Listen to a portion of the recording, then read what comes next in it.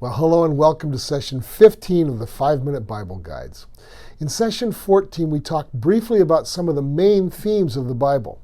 In this session, we're going to be discussing a portion of the Bible that people may know about, but not under the name that the Bible scholars and academics use for it, the Synoptic Gospels. Now, sometimes you hear the term Synoptic Gospels used in the news or maybe some article about the New Testament. But what are the Synoptic Gospels? Well, they're just the first three of the four Gospels in the New Testament, Matthew, Mark, and Luke. They're often grouped together using the Greek term synoptic because they see the story of Jesus, that's the optic part, together, that's the soon part. We use a similar Greek word for a style of music, symphony. Phonos is sound, sums together. So the instruments playing together is a symphony. Synoptic is the three Gospels seeing the life of Jesus together or in a similar way. In other words, although these three accounts of Jesus' life have distinct differences in points of view, the format used to tell the story is very similar and often contains many of the same episodes. That explains why if a person has read Matthew recently and then moves on to Mark, he or she might think, wait, didn't I just read that? Those who specialize in these things have a theory about why this is. The theory is that Mark, or at least a part of Mark, was the earliest version of the life and ministry of Jesus to be written.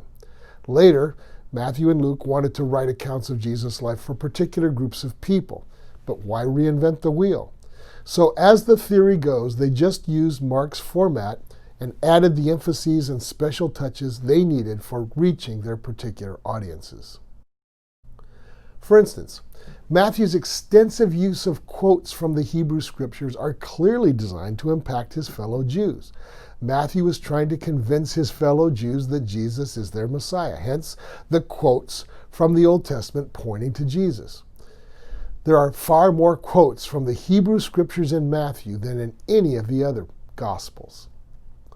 Mark provides a brief and to-the-point account of Jesus' life, possibly designed for a practical and no-nonsense Roman reader.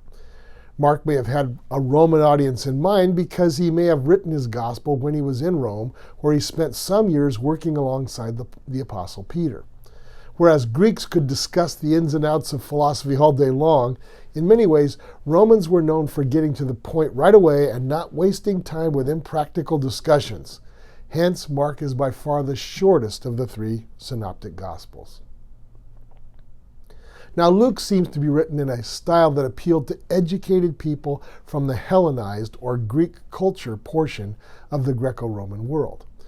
Luke's description of Jesus as the perfect man, which is a main theme of Greek thought and art in much of its classical period, would have resonated deeply with the thinking and aspirations of that culture. The elegance of the Greek language in Luke seems to support its appeal to educated people as well. Okay, those are the synoptics. The Gospel of John, as the fourth Gospel, stands by itself in format, style, and content. Only about 8% of the Gospel of John overlaps with the synoptics in terms of the episodes of Jesus' life and ministry that are recorded. John seems to have chosen to tell the story in this way because he was writing 20 or 30 years after the synoptics and wanted to sort of fill in the gaps by giving important episodes of Jesus' story that the other Gospels did not include.